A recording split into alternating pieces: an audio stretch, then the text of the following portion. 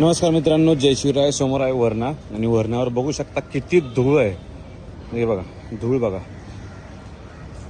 तर मी गाडी कधीच मित्रांनो रेग्युलर वॉश करत नाही, महिन्यातून एकदा शॅम्पू वॉश करतो.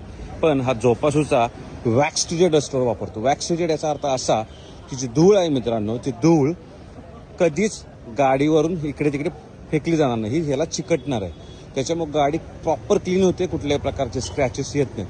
इकडे तिकडे जर धूळ झाली तर लक्षात राहू द्या, त्याच्यामुळे स्क्रॅचेस येण्याचे चान्सेस आहेत. तर तुम्हाला मी दाखवतो सिम्पल. हे बघा बघा कशी दिसते, काम आहे की नाही खतरनाक.